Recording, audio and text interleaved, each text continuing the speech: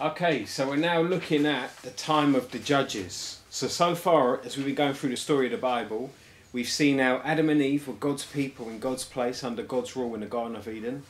They disobeyed God, they got kicked out of that.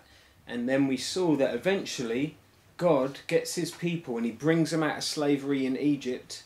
And he says, I'm going to bring you into the promised land. And Moses was their leader, and then after Moses there was Joshua who was their leader, and Joshua actually took God's people into the promised land, the land of Canaan. And then Joshua dies, and then you get to the time of the judges.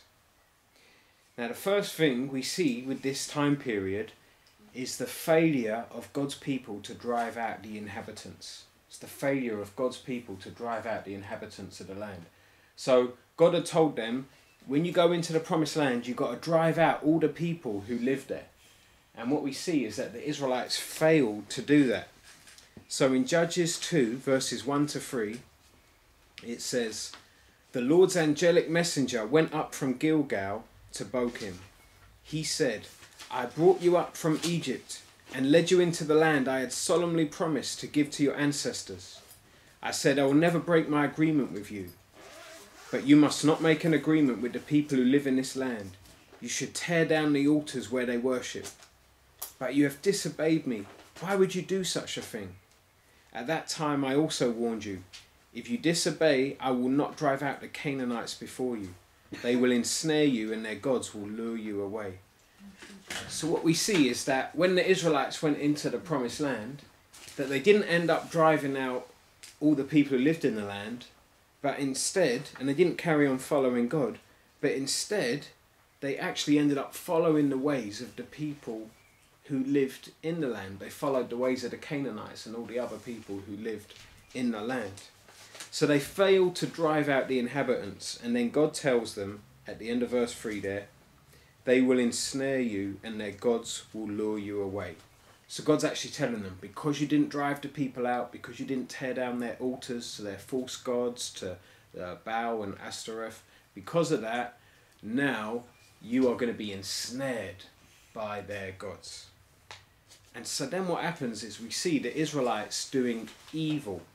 And we see that the Israelites do evil in the eyes of the Lord.